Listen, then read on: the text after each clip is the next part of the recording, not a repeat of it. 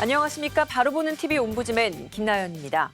지난주 연합뉴스TV에선 국민적 공분을 사고 있는 정인이 사건의 양부모 첫 재판 소식과 방역당국이 올해 3분기부터 만 19세에서 49세 일반 성인도 코로나19 백신을 접종받을 수 있게 접종 계획을 마련 중이라는 소식 등 국내외 뉴스를 신속히 전해드렸습니다.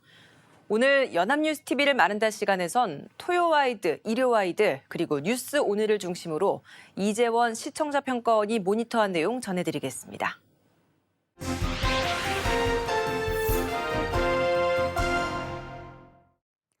지난주 연합뉴스TV는 이태원 자영업자의 대책 요구와 각 당의 서울시장 후보 출마자 등 코로나19로 인한 자영업자의 목소리와 더불어 문재인 대통령의 신년사, 일명 정인이 사건을 비롯한 아동학대 문제 등 다양한 소식을 전했습니다. 먼저 연합뉴스TV는 코로나19 장기화로 인한 자영업자들의 생계 위협을 이태원 사건의 자영업자들을 중심으로 보도했습니다. 9일 오후 6시 토요와이드에서는 지난 5월 발생한 집단 감염을 계기로 위험지역이라는 낙인이 찍혀 줄폐업에 이르렀다며 형평성 있는 방역 대책을 요구하며 거리로 나온 자영업자들의 모습을 현장에서 전했습니다. 해당 보도는 강원래, 홍석천 등 방송인의 목소리를 직접 들려주며 현장의 목소리를 전했습니다. 이태원에서 점포를 운영하는 강원래는 이태원 대부분 가게가 저녁 시간 이후 손님들이 찾고 있는 업종이라는 점을 강조했습니다. 각 업종의 차이점과 특수성을 고려하지 않은 영업시간 제한은 집합 금지나 다름없는 정책이 되었다고 발언했습니다. 홍석천 역시 더 이상은 이태원에 있는 상인들이 버틸 수 없는 지경이라고 말하는 장면을 전했습니다. 이미 폐업을 결정한 식당들이 집기를 밖으로 던지며 항의의 뜻을 전하고 자영업자들이 이태원 상권이 몰락했다는 것을 보여주는 의미로 가게 앞에 근조 화환을 설치한 현장에서 소식을 전했습니다. 코로나로 인한 자영업자들의 고통을 여과 없이 전해 현장의 목소리를 들을 수 있었습니다. 이어 10일 오후 6시 일요와이드는 여야 서울시장 후보 경선에 대해 연이어 보도했습니다. 오는 4월 재보궐선거에 나설 더불어민주당 후보군이 윤곽을 드러내고 있는 가운데 서울시장 후보 경선은 우상호 의원과 박영선 장관의 양자 대결 가능성이 점쳐지고 있다고 보도했습니다. 서울시장 보궐선거에 출마하겠다고 선언한 더불어민주당 후보는 우상호 의원이 유일하고 박영선 중소벤처기업부 장관은 이달 안에 결단하겠다고 밝혔기 때문입니다. 해당 보도는 박 장관이 이달 개각 이후 출마를 공식화할 것으로 보인다고 전했습니다. 박주민 의원은 고심이 길어지고 있는데 만약 불출마로 굳힌다면 민주당 서울시장 경선은 우상호, 박영선 양자 대결이 유력하다고 전했습니다. 이어진 일요와이드에서는 국민의힘 오세훈 전 서울시장과 국민의당 안철수 대표가 서울시장 야권 후보 단일화 논의를 위해 만날 예정이지만 전망이 그리 밝지는 않다고 보도했습니다. 오 전 시장은 국민의힘 경선 후보 등록 전까지 안 대표에게 입당이나 양당 합당에 대한 답을 달라고 요구했지만 안 대표는 야권 지지율 선두를 달리는 자신이 국민의힘 주도 단일화에 끌려갈 이유가 없다는 입장이라고 분석했습니다. 오 전 시장은 10년 전 무상급식 찬반 주민투표 실패로 스스로 물러나며 박원순 서울시장 탄생에 단초가 됐고 안 대표는 이른바 안철수 바람을 몰아주며 밑거름 역할을 했다며 박원순 시장 탄생에 얽힌 두 주자로 두 사람을 연결시켰습니다. 일요와이드에서는 서울시장 후보가 누가 될지 조목조목 정리해 주었습니다. 여권과 야권 각각 나눠 보도하며 서울시장을 미리 전망했습니다. 아직 후보가 정해지지 않았지만 개별 정치인의 면면에 집중해 경쟁 구도로만 보도한 점이 아쉬웠습니다. 보통 선거 보도가 경마식으로 뉴스를 전하는 관행이 있지만 정치인 각자의 사연보다는 평소의 정치 철학을 짚어주는 보도가 필요합니다. 유권자들이 보다 정확한 정보를 접해 투표에 도움이 될 수 있도록 각 정치인이 서울시와 관련해 내놓았던 과거의 발언만 정리해줘도 좋겠습니다. 11일 뉴스 오늘은 문재인 대통령이 올해 국정운영 방안을 담은 신년사를 발표할 예정이라고 보도했습니다. 코로나 조기 극복을 통한 국민의 일상 회복과 선도국가 도약, 포용성 강화를 위한 문 대통령의 각오가 담길 예정이라고 전했습니다. 문 대통령 올해 신년사의 내용을 코로나 위기 조기 극복과 국민의 일상 회복, 포스트 코로나 시대 경제 강국을 향한 선도국가 도약의 청사진, 취약계층을 향한 포용성 강화 메시지로 전망했습니다. 다만 통합 이슈로 관심을 모았던 이명박 박근혜 전 대통령 사면 문제는 언급되지 않을 것으로 보인다고 전했습니다. 그 밖에 지난해까지 신년사에 큰 비중을 차지했던 문 대통령의 한반도 평화 구상 외에도 혁신적 주택 공급 대책, 공수처 출범 등 권력기관 개혁 완수 의지도 피력할 것으로 보인다고 전했습니다. 연합뉴스TV는 오전 10시 신년사 중계 이후 오후 뉴스워치를 통해 신년사의 키워드를 정리했습니다. 문재인 대통령 신년사에 나온 주요 단어를 살펴보면 경제가 29번, 코로나가 16번 언급됐다고 전했습니다. 정부가 코로나 극복 방안으로 내세운 한국판 뉴딜도 11번 등장했습니다. 이에 대해 신년사 내용이 경제 분야에 집중되면서 지난해까지 비중 있게 다뤄진 현안들에 대한 언급은 상대적으로 줄었다고 분석했습니다. 지난해 14차례나 등장한 공정은 올해는 5번으로 줄었고 평화도 크게 줄어 6번 거론되는 데 그쳤다고 전했습니다. 키워드와 횟수를 그래픽으로 함께 제시해 시청자들이 직관적으로 내용을 한눈에 알 수 있게 해주었습니다. 그리고 지난해와 언급 키워드를 비교한 점, 비핵화나 이명박, 박근혜 두 전직 대통령의 사면 관련 발언 등 담기지 않은 키워드도 분석해 대통령 연설의 변화를 체계적으로 분석한 점이 돋보였습니다. 8일 뉴스투나잇은 아동학대를 막기 위한 일명 정인이 방지법이 국회 본회의를 통과한 소식을 전했습니다.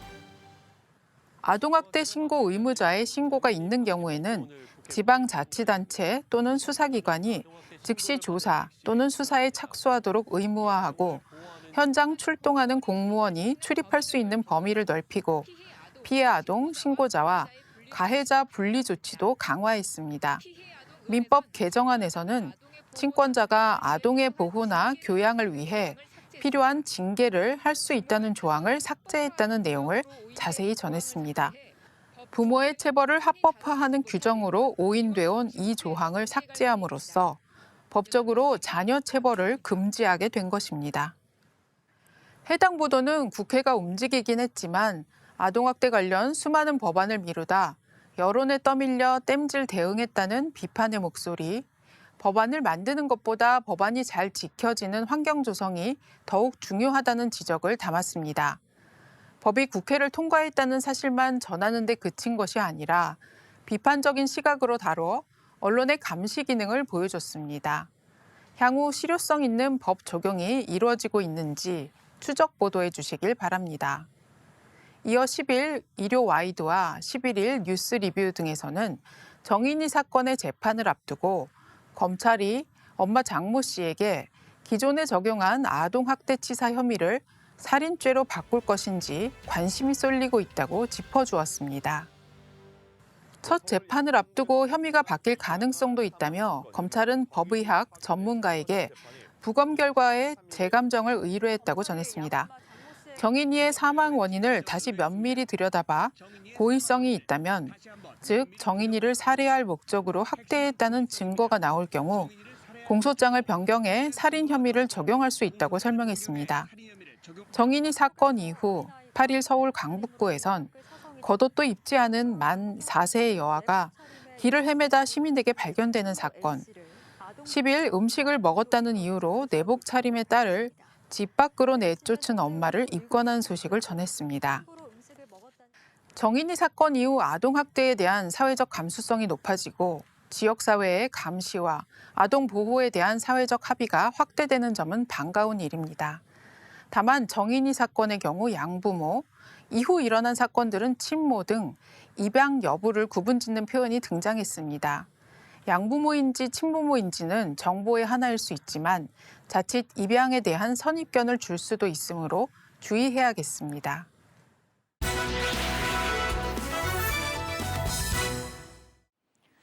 이번 순서는 주말에 방영되는 제작 프로그램을 대학생의 시선으로 분석하고 평가한 내용을 들어보는 캠퍼스 TV 리포트 시간입니다.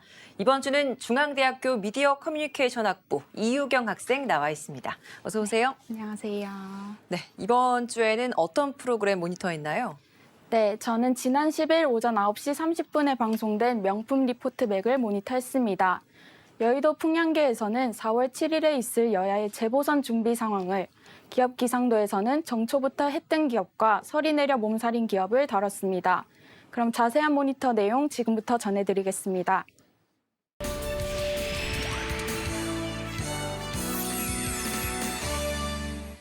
첫 번째 순서는 정치적 이슈를 다루는 여의도 풍량계로 시작합니다. 50대 100, 민주당과 국민의힘이 4월 재보궐선거에 나설 당내 최종 후보를 뽑을 때 반영하기로 한 시민 여론 반영 비율이라는데요. 당내 후보들의 경선 과정에서 민주당은 권리당원 의견과 일반 유권자 의견을 50%씩 반영하고 국민의힘은 일반 유권자 의견만 100% 반영하겠다고 밝혔습니다. 민주당은 시스템 공천으로 지난해 총선에서 대승을 거뒀고 전반적인 민심과 당심 간 괴리가 크지 않아 어느 정도 자신감이 묻어나 보인다고 합니다. 100% 시민 경선 방침을 발표하며 이슈몰이에는 우선 성공한 국민의힘은 중도층의 선호를 정확히 파악해야 선거에서 승리할 수 있다는 절박함이 반영된 것으로 풀이된다며 4명 안팎의 후보자를 가리는 예비경선 과정에서 당원 의견을 20%, 시민 의견을 80% 반영하겠다고 합니다. 시민 의견을 80% 반영키로 했습니다. 여야는 여성 가산점제 등에 대한 기준도 확정했다는데요. 민주당은 정치 신인에게는 10에서 20%, 여성과 청년에게는 10에서 25%의 가산점을 주고 국민의힘은 예비경선과 본경선 과정에서 각각 20%와 10%의 여성 가산점을 주겠다고 설명했습니다. 우선 여권에서는 유력 주자로 뽑히는 박영선 중기부 장관의 유의미한 움직임이 포착됐다고 하는데요. 박 장관은 각종 여론조사에서 가장 많은 지지를 받고 있는 만큼 박 장관의 출마를 기정사실화하는 분위기를 감지했다고 합니다. 기정사실화하는 분위기가 감지됩니다. 김동연 전 경제부총리 등이 하마평에 오르기도 했지만 탄력을 받지 못했다고 하는데요. 탄력을 받지는 못했습니다. 선거까지 남은 기간 등을 고려했을 때 제3후보로는 현실성이 없다는 분석이라고 합니다. 이에 따라 당초 전망대로 박영선, 우상호, 박주민의 3파전 또는 박 장관과 우 의원의 양자 대결 가능성을 보인다고 합니다. 힘이 실리고 있습니다. 한편 야권에서는 두 유력 주자인 나경원 전 의원과 오세훈 전 서울시장이 출마 의사를 밝혔다는데요. 오세훈 전 시장은 당박 인사인 국민의당 안철수 대표의 입당 또는 합당이 이뤄지지 않을 경우 자신이 출마하겠다는 조건부 출사표를 던졌고 나경원 전 의원은 예능 출연을 통해 주가를 올리며 출마 선언이 임박했음을 시사했다고 합니다. 많은 고민을 했고요. 네. 이제 거의 마음을 굳혔습니다. 이달 중순 안에는 밝혀야 될 것 같습니다. 조만간 말씀을 드릴 수 있다. 자연스레 두 후보의 당내 경선이 예상되는데 이 과정에서 국민의힘은 안 대표에게 일부 쏠려 있는 보수 진영의 지지와 중도층의 마음을 끌어올 것으로 기대한다고 합니다. 4월 7일에 치러지는 서울시장 보궐선거, 이제 채 석 달도 남지 않았는데요. 여야 대표주자 자리를 놓고 자체 청백전에서는 과연 누가 웃게 될 것인지 그 운명을 건 한판 승부를 예고하는 말로 여의도 풍량계는 마무리됩니다. 지금까지 여의도 풍량계였습니다. 다음 순서는 한 주간 기업 소식 기업 기상도입니다. 먼저 맑은 기업으로 한국조선해양, 삼성중공업이 등장했는데요. 새해가 시작되자마자 양사 모두 마진 높은 고부가 가치선을 따내는데 성공했다고 합니다. 올해 코로나 사태가 진정되며 각국의 발주가 더 는다는데요. 호황은 좋지만 지난해 만천하에 들통난 악성 하도급 갑질 습성을 못 고친다면 말짱 도루묵이 될 수도 있다는 우려도 함께 전했습니다. 다음은 NC소프트, CJ ENM입니다. 게임 강좌와 영상 콘텐츠 강좌가 손을 잡은 것이라는데요. 합작사의 첫 사업은 NC가 곧 내놓을 K-팝 엔터테인먼트 플랫폼 유니버스가 될 전망이라고 합니다. 될 전망입니다. 이어서 흐린 기업으로는 IBK 기업은행, 우리은행이 등장했는데요. 7조 원이 넘는 이란 원유 대금이 한국은행과 기업은행, 우리은행에 묶여있다고 합니다. 이란이 이 돈을 제재 예외인 코로나 백신 구매에 쓰겠다는데 은행들은 미국에 트집 잡힐까 전전긍긍하고 있다고 전했습니다. 전전긍긍하고 있습니다. 다음 흐린 기업은 삼성전자인데요. 새 전략폰이 공식 공개 전에 유출되는 사고가 났다고 합니다. 공개 전에 유출되는 사고가 났습니다. 14일에 공개 예정이었던 새 전략폰 갤럭시 S21의 실물 사진과 영상이 누출되었다며 보안 소홀에 대한 아쉬움을 전했습니다. 김이 샜습니다. 이 정도면 보안 소홀이란 말이 나옵니다. 마지막 흐린 기업으로는 갤러리아 백화점인데요. 이미지 강조하더니 지역 대표 고급 백화점인 갤러리아 광교점 VIP 라운지가 문을 닫았다는데 그 이유는 근무하는 하청업체 직원들이 고객용 디저트를 발에 올리고 장난치는 모습을 SNS로 생중계한 사실이 알려졌기 때문이라고 합니다. 장난치는 모습을 SNS로 생중계한 사실이 알려졌기 때문이었습니다. 마지막으로 기업 기상도에서는 얼어붙은 체감 경기에 비해 과열된 주식, 가상화폐 등의 자산 시장에 대한 위험 관리를 촉구하며 마무리됩니다. 경고할 정도로 과열입니다. 네, 모니터한 내용 잘 봤습니다. 그럼 이유경 학생은 명품 리포트 맥에서 어떤 부분이 가장 인상 깊었나요? 네, 저는 기업 기상도에 등장했던 흐린 기업들의 안타까운 상황들이 인상 깊었습니다. 소비자가 신뢰할 수 있는 기업 윤리와 경영으로 더 많은 기업들이 맑은 기업으로 성장하기를 바랍니다. 네, 수고 많았습니다. 지금까지 중앙대학교 미디어 커뮤니케이션 학부 이유경 학생과 함께했습니다. 고맙습니다. 감사합니다.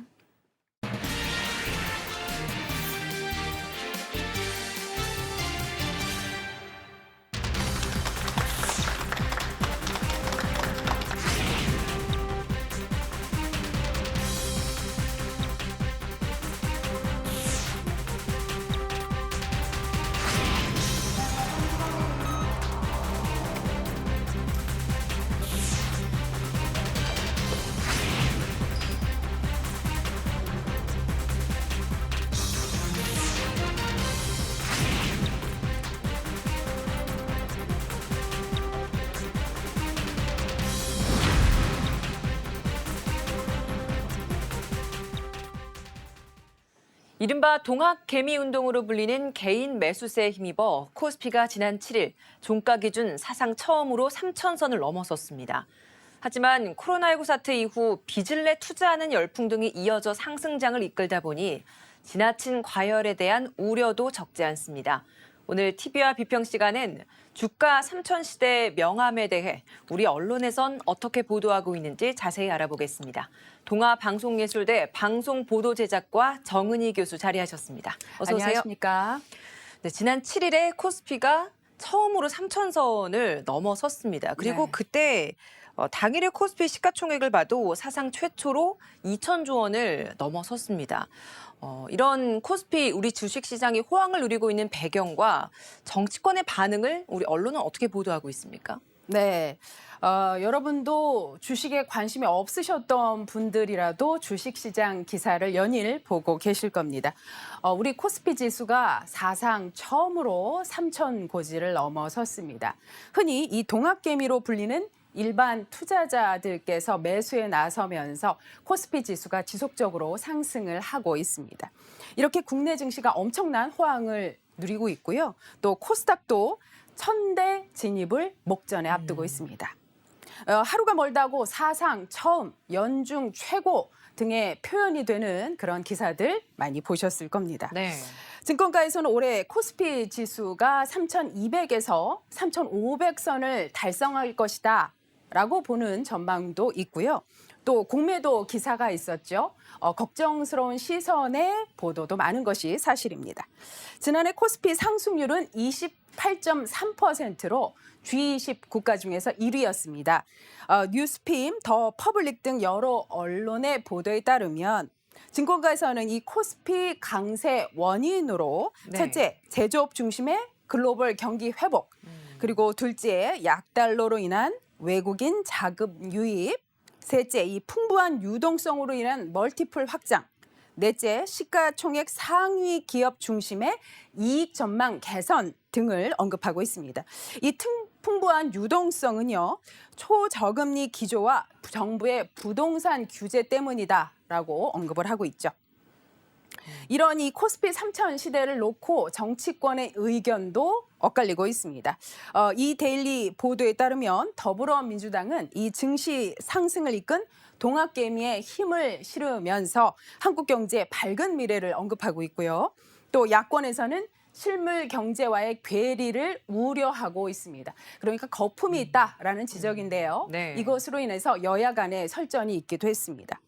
지난달 이 문재인 대통령은 주가 3000 시대에 희망적인 전망이 나온다라고 언급을 했었고요. 지난 8일 역시 이낙연 민주당 대표도 서울경제에 따르면 최고위원회의에서 주가 3000포인트 성과는 이 코로나19 위기에서 이뤘다는 점에서 큰 의미가 있다라고 하면서 주로 초저금리와 유동성 팽창이 배경이 되었고 동학개미가 기여를 했다라고 진단하기도 했습니다.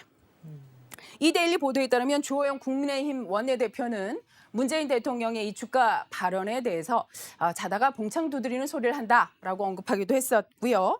또 안철수 국민의당 대표는 지난 7일 이 주식시장의 화랑은 역설적으로 집을 살 수 없는 사람의 절망으로 인해서 생긴 것이다라고 얘기를 하면서 주식이라도 하지 않으면 영원히 집을 살 수 없다는 불안감이 반강제적으로 국민들을 주식시장으로 내몰고 있다라고 평하기도 했습니다. 네. 3000 시대에 맞는 주식시장 이 분석 기사 다양하고 심도 깊게 보도될 필요가 있겠습니다. 근데 이런 흐름을 경계해야 한다라는 시각은 사실 일각에서 다양하게 나오고 있습니다. 네. 전문가들이 꼽는 위험 요인은 무엇이고 그리고 우리 정부의 경제 정책 방향에 대한 조언 이런 것들을 우리 언론에선 어떻게 조명하고 있습니까? 네. 이 코스피 지수가 3000을 넘으면서 양극화가 심화될 것이다라는 우려의 목소리가 높습니다. 경제적 여유가 있으신 분들은 이 주식 투자를 통해서 소득을 좀 올리고 계시고요. 네. 또 일자리를 잃거나 감소되고 있으신 분들은 소득이 줄고 있기 때문에 양극화가 심화되고 있는 것이죠. 흔히 대출하면 고신용, 고소득 계층에게 집중되기 마련입니다. 경향신문의 보도에 따르면 이러한 대출을 바탕으로 소득 상위 계층은 올해 주식을 통해서 소득, 그러니까 금융 자산을 늘리고 있는 것으로 보고 있고요. 반면 서민분들은 일자리 감소로 소득이 급격히 줄어들고 있다라고 평했습니다. 실물 경제에 비해서 이 과도하게 돈이 풀리고 또 이 돈이 자산 시장에 쏠리면서 양극화가 가속화되고 있는 구조라고 언급했는데요. 경향신문은 이 같은 유동성이 깊어질수록 빈익빈, 부익부가 더 심해질 것으로 우려된다면서 전문가의 의견을 보도했습니다. 박성욱 한국금융연구원 선임연구위원은 이 전통산업의 부진, 또 양질의 일자리 감소, 저금리 하에 자산 가격 상승 등을 배경으로 한 양극화가 심화된 양상이라고 말한 바 있습니다. 한편 서울경제는 이 한국은행 금융통화위원들이 최근 급증하고 있는 가계대출과 또 자산 시장으로 쏠림 현상이 나타나고 있는 과잉 유동성에 대해서 한 목소리로 우려를 나타냈다라고 언급을 했습니다. 가계신용과 이 기업 신용이 급증하고 또 자산 가격 상승 압력이 증대되는 등 이 금융 불균형이 심화될 우려가 높아졌기 때문에 이에 대한 조기 경보 메시지를 정확히 할 필요가 있다라고 언급을 했는데요. 또 이 빚을 내서 투자하는 것에 대해서 매우 우려하고 있었습니다. 이낙연 더불어민주당 대표가 이 심화된 양극화 문제에 대해서 해법 마련을 제시를 했습니다. 조선일보, 세계일보, 민주신문 등에 의하면 이낙연 대표는 이 코로나 양극화에 대해서 각종 복지식체 그리고 이 재난지원금 등으로 대응을 하고 있지만 한계가 있다라고 하면서 코로나로 많은 이득을 얻은 계층이나 업종이 코로나의 이익을 일부 사회에 기여해서 피해가 큰 쪽을 돕는 방식을 논의해봐야 한다라고 주장을 했습니다. 네. 이 대표 이른바 이익 공유제 필요성 주장에 대해서 주호영 국민의힘 원내대표는 경제 주체의 팔을 비틀어서 이익까지 환수하겠다는 것이냐라고 비판을 했고 정의당은 이 대표의 구상에 큰 틀에서는 좀 환영의 입장을 표하면서 그래도 자발적인 참여가 아닌 제도화를 했으면 좋겠다라는 의견이었습니다. 유럽에서도 이런 사회적 책임에 대한 논의가 있다고 하는데요. 이 공유제에 대한 분석 기사도 필요해 보입니다. 네. 향후 주식시장 흐름에 대해서는 낙관론과 신중론이 서로 교차하고 있는 것 같은데요. 과연 전문가들은 주식시장에 대한 전망을 어떻게 내놓고 있는지, 그리고 투자 조언들도 많이 나오고 있는데 이런 것들을 우리 언론에서 어떻게 보도하고 있는지 혹시 문제점이 있다면 같이 짚어주시면 좋을 것 같습니다. 네, 요즘 뭐 주식시장에 대한 낙관론, 비관론, 신중론이 정말 팽배합니다. 네. 그래서 주식 조언자들도 굉장히 많이 나타나고 있는 상황입니다. 네. 지금 주식시장이 과열이다라는 의견도 있고요. 또 낙관론도 있어서 어느 쪽을 선택해야 되나 고민이 많이 되실 겁니다. 파이낸셜 뉴스 보도에 따르면 홍남기 경제부총리는 지난 10일 KBS에 출연을 해서 실물과 금융시장의 이 동행성이 약화된 상태라면 앞으로 어떤 부정적 충격이 있을지 모른다라고 언급한 바 있습니다. 그러니까 실물 경제 따로 주가 따로이기 때문에 걱정이 된다라는 얘기입니다. 또 지난 5일 이주열 한은 총재는 부채 수준이 높고 금융 실물 간 괴리가 확대된 상황에서는 자그마한 충격에도 시장이 크게 흔들릴 수 있다라고 우려한 바 있습니다. 우리뿐만 아니라 해외에서도 우려의 목소리가 있습니다. 로젠버그 리서치 대표인 데이비드 로젠버그는 지난 3일 CNBC와의 인터뷰를 통해서 주식시장이 20에서 30% 정도 과대평가돼 있다. 현재의 거품을 지탱하는 것은 제로 금리다라고 언급한 바 있고요. 세계적인 투자자죠. 짐 로저스는 지난 7일 TVN 프로그램과의 영상 인터뷰를 통해서 동학개미 운동에 대해서 끝이 다가오고 있다라고 하면서 그럼에도 사람들은 이번에 또 다를 것이다라고 언급한 바가 있습니다. 네. 물론 낙관론도 있습니다. 뉴스데일리는 현재 증시가 위험한 수준이 아니며 개인 투자자들의 투자 열풍이 당분간 더 이어질 것이다 라고 전망을 했습니다. 투자자 예탁금이 사상 최고치를 기록했기 때문인데요. 투자자 예탁금은 지난 7일 69조 2,782억 원을 기록했습니다. 더불어 양향자 더불어민주당 의원의 의견도 보도를 했는데요. 12일 YTN 라디오에 출연을 해서 증시 과열과 관련해서 예전에는 묻지마 투자를 했다면 현재는 동학개미들도 스스로 치열하게 공부해서 투자를 하고 있다라고 하면서 시장 유동성이 어느 때보다 높은 상황에서 이것이 자본시장으로 흐르는 것은 매우 바람직하고 자연스러운 것이다라고 평했습니다. 한편 서울신문의 보도에 따르면 이 공포지수라고 불리는 코스피 200 변동성 지수가 6개월 만에 최고치를 기록했습니다. 현재 주식시장을 과열로 보는 시선이 많아졌다라는 의미로 한동안 불안정한 장세가 이어질 것이라는 전망인데요. 주식시장이 뜨거운 만큼 연일 주식 관련 기사가 매우 많습니다. 그런데 이 시장 상황에 대한 기사는 많지만 네. 분석 기사는 다소 적은 편입니다. 물론 주식시장의 상황상 신중한 보도 태도를 견지해야겠습니다만 다양한 관점에서 여러 기사들이 보도되는 것이 바람직해 보입니다. 예. 주식시장이 호황을 보이고 있는 이런 현재 이 추세에 대해서 앞서서 이제 양극화가 심화된다라는 부분을 좀 문제점으로 좀 짚어주시지 않으셨습니까? 그러니까 이런 부분에 있어서 사실 더 양극화가 심화될수록 우리 언론의 보도 태도도 굉장히 좀 중요할 것 같아서요. 네. 바람직한 보도 태도 어떤 게 필요하겠습니까? 네. 맞습니다. 요즘 신문 보시면 마음이 좀 편하신가 모르겠습니다. 어느 지역이 올랐다 하더라. 어떤 종목이 올랐다 하더라. 이런 기사 보면 보시는 분에 따라서 마음이 매우 불편하다라고 얘기하시는 분도 굉장히 많습니다. 양극화가 너무 심해지고 있는 것이죠. 이런 현상은 우리의 나라에서만 있는 것은 아닙니다. 게다가 이제 코로나19가 이 상황을 심화시켰는데요. 네. 이런 상황에서 언론은 같이 사는 사회를 만들어가는데 일조해야 한다고 생각합니다. 뭐 주식, 부동산 동태에 대한 좀 자극적인 내용이 될 수 있는 기사 제목, 내용 등을 좀 지양하고 올바른 정보에 대한 객관적인 보도 행태를 갖추는 것이 매우 중요해 보입니다.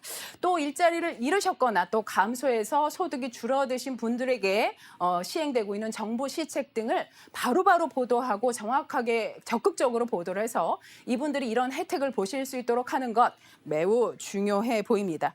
그리고 이런 힘든 상황에 계신 분들을 위해서 어떤 시책이 필요한지 고민하고 의제를 설정하는 것 역시 언론이 해야 할 일인 것 같습니다.